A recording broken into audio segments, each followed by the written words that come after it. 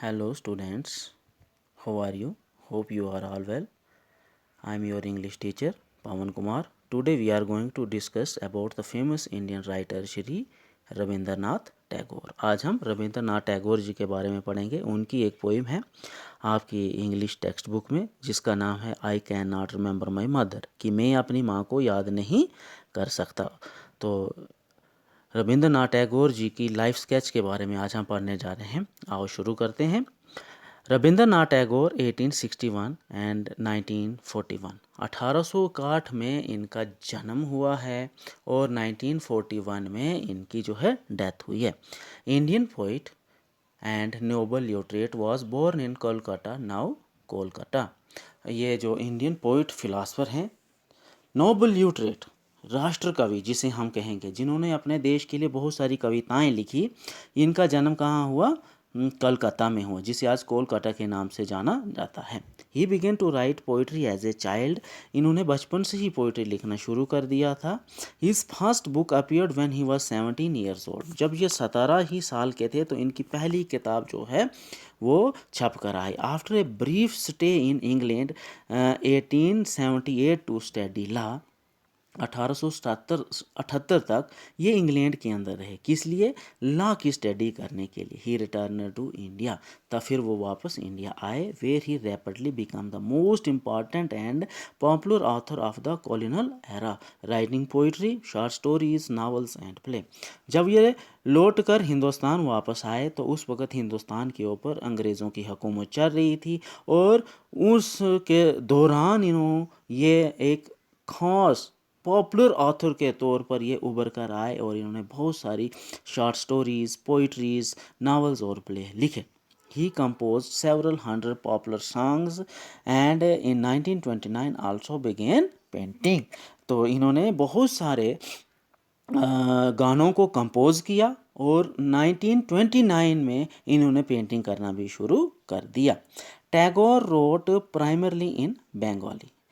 टैगोर जो भी लिखते थे तो वो प्रेफरेंस बंगाली को ही देते थे, यानी कि बंगाली में ही वो लिखते थे। But translated many of his work into English himself. लेकिन बहुत सारी चीज़ों को लिखे हुई अपनी पोइट्रीज़ को, शॉर्ट स्टोरीज़ को, नावल्स को इन्होंने इंग्लिश में भी खुद ही ट्रांसलेट किया। Critics agree they are much more effective in original.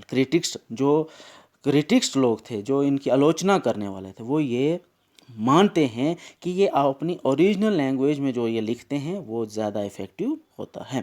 Tagore writing is highly imagistic, deeply religious and imbued with his love for nature and his homeland.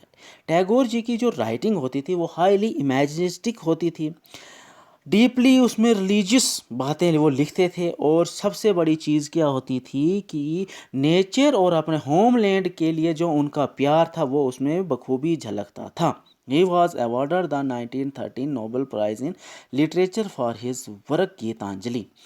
1913 में इनको नोबेल प्राइज़ मिलता है गीतांजलि के लिए, जो कि एक इनकी जानी मानी लिखी हुई किताब है, उसके लिए इनको 1913 में नोबेल प्राइज़ मिलता है। And in 1915 he was नाइटेड by the British king George five.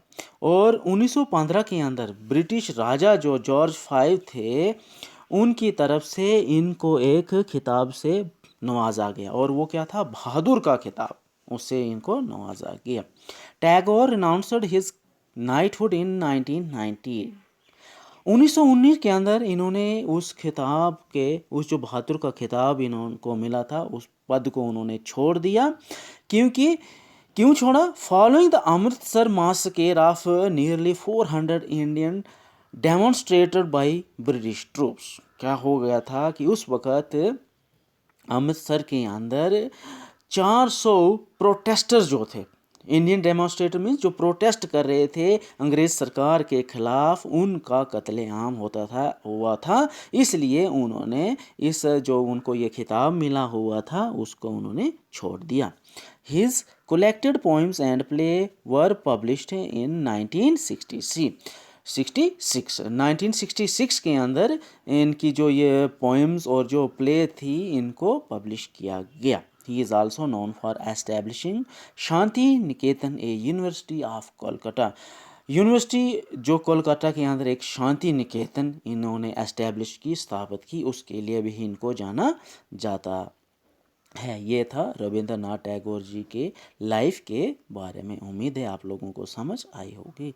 Thank you very much.